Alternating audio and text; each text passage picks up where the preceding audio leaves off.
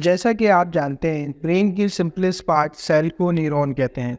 अगर हम इस डायग्राम को सिंपल न्यूरॉन कंसीडर करें, ऊपर वाला सेल प्री साइनेप्टिक न्यूरॉन कहलाएगा, जबकि नीचे वाला पोस्ट साइनेप्टिक न्यूरॉन कहलाएगा, जबकि इनके दरमियान वाला हिस्सा साइनेप्टिक क्लेफ्ट कहलाता है। न्यूरॉन में कम्युनिकेशन इलेक्ट्रिकल एक्साइटेशन की वेव्स की शक्ल में होती है। ये वेव्स डिफरेंट चार्जेस की सेल में आमदो रफ्त की शक्ल में होती है। इसको हम पोलराइजेशन और डीपोलराइजेशन कहते हैं, जबकि इस पूरे प्रोसेस को एक्शन पोटेंशियल कहा जाता है। इस प्रोसेस में एक मुनज़्ज़म तरीके से आयन चैनल खुलते और बंद होते हैं।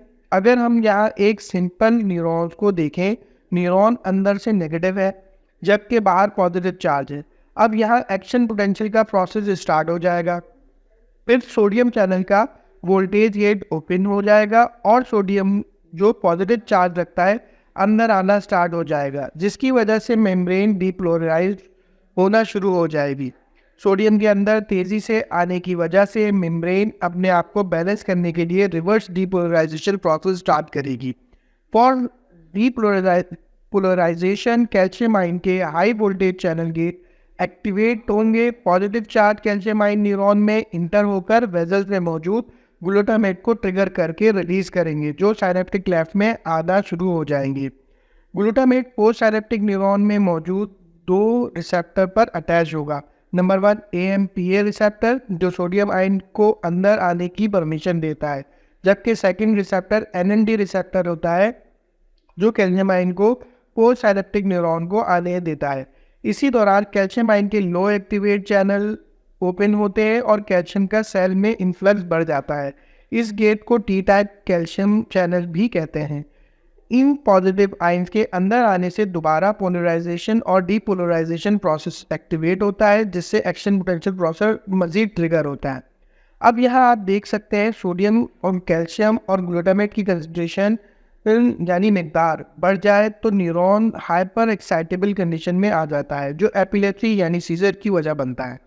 नॉर्मली बॉडी खुद से भी इस प्रोसेस को बैलेंस करने की कोशिश कर रही होती है। न्यूरॉन के इर्द गिर्द इनहिबिटरी न्यूरॉन एक्टिव हो जाते हैं, जो इस एक्साइटरी प्रोसेस को रोकने या स्लो डाउन करने की कोशिश करते हैं।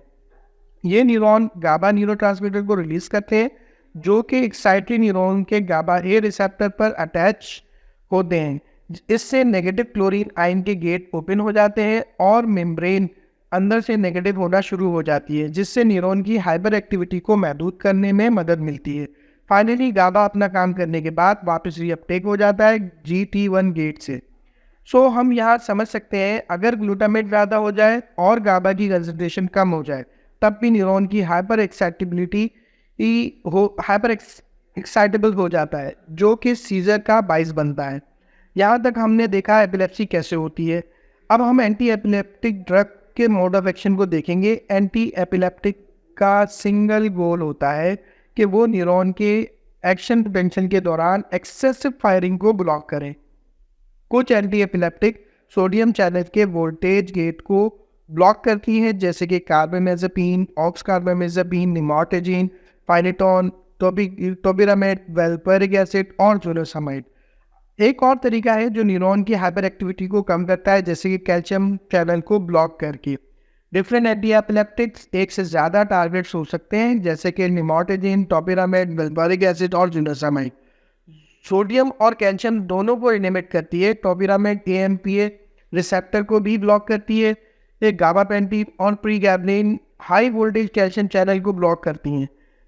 लेवेटासिटाम और ब्रेवेटासिटाम एक high voltage activate calcium channel blocker, जो कि बिल्कुल मुनफरिद मोड ऑफ एक्शन रखती है। इनका मेन मैकेनिज्म SV2A प्रोटीन को ब्लॉक करना है। जिन वेसल्स में ग्लूटामेट होता है, इसकी वॉल्स पर SV2A प्रोटीन होता है। SV2A प्रोटीन बाइंडिंग से ग्लूटामेट रिलीज नहीं होता, जिससे न्यूरॉन की एक्साइटेबिलिटी कम हो जाती है। नेक्स्ट एंटी एपिलेप्टिक हमारे पास फेनबामेट है, जो NMDA रिसेप्टर को ब्लॉक करती है।